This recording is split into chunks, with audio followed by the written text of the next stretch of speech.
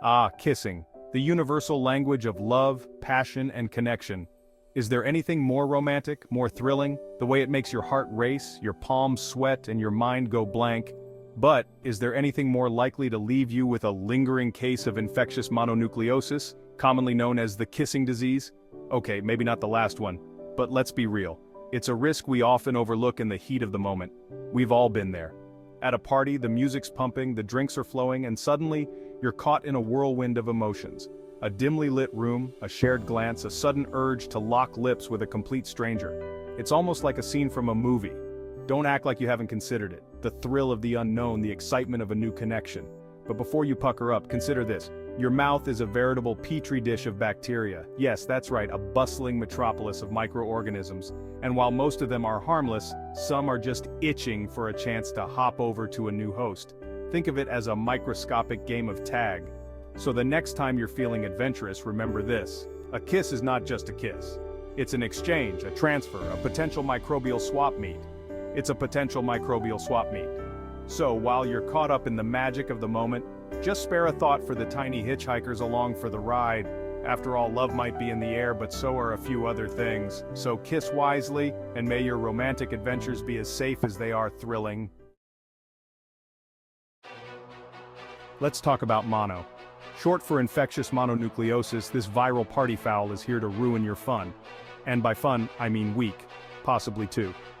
Mono is often called the kissing disease. It's spread through saliva, which, let's be honest, is a bit of a buzzkill when it comes to matters of the mouth. Imagine this. You're finally over that last cold, feeling good, maybe even a little bit frisky. Bam! Mono hits. Fatigue, sore throat, swollen glands. You're down for the count. What's the culprit behind this romantic roadblock? A little something called the Epstein-Barr Virus, or EBV. Don't let the name fool you, this virus is no friend. EBV is incredibly common. Most people will be infected at some point in their lives, but don't panic. Not everyone who gets infected with EBV develops mono. However, if you do develop mono, you'll know it. It's like a really nasty cold that just won't quit. And while it's not usually serious, it can knock you on your backside for weeks. So, how do you know if you've been struck by the mono stick? It's not always easy to tell right away. Well, it often starts like a common cold. You might think it's just another seasonal bug. You might have a sore throat, runny nose, and general feeling of blondness. These symptoms can be misleading. But then, things take a turn. The fatigue sets in. This isn't your average tiredness. I'm talking about the kind of fatigue that makes napping on your keyboard at work sound appealing. It's a deep, bone-weary exhaustion.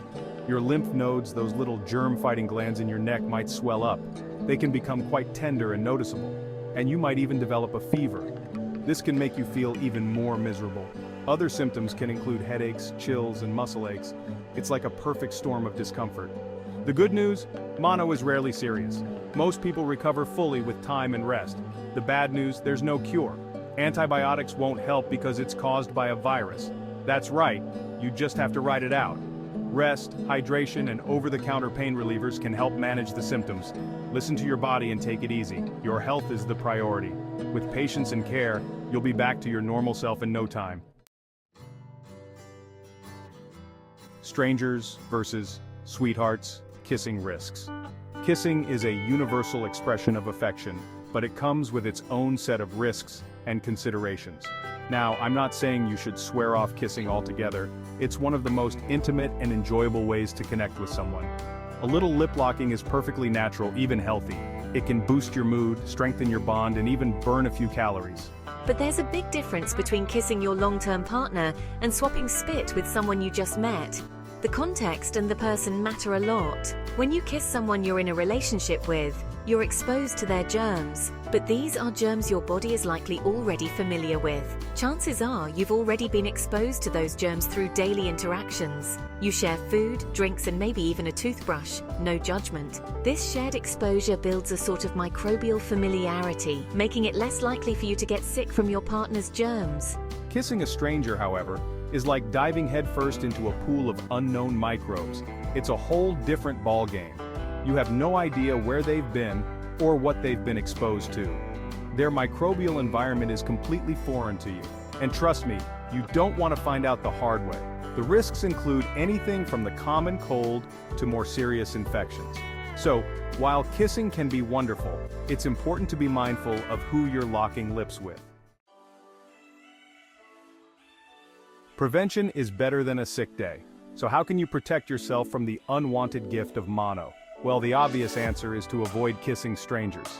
But there are other things you can do too, like washing your hands frequently. And I'm talking about a good, thorough scrub-a-dub-dub, not just a quick rinse. Avoid sharing utensils, drinks, and other items that come into contact with saliva. And if someone you know has mono, steer clear of their used tissues and drinking glasses. Doctor's orders when to seek help.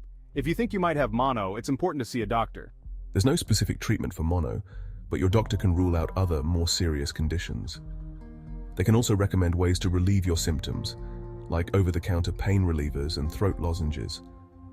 And they'll probably tell you to rest, drink fluids, and avoid contact sports. Because the last thing you want when you're feeling like you got run over by a truck is to get tackled by a 250-pound linebacker. Kiss smart, stay healthy. Kissing can be wonderful, it can be exciting, it can even be good for your health, endorphins people. But it's important to be smart about it. Don't go around kissing everyone in sight. Save your smooches for people you know and trust. Wash your hands, don't share drinks, and if you feel sick, stay home and rest. Remember, a little caution can go a long way in preventing the spread of germs. Now go forth and kiss responsibly. Don't forget to like, subscribe and share your thoughts about this video.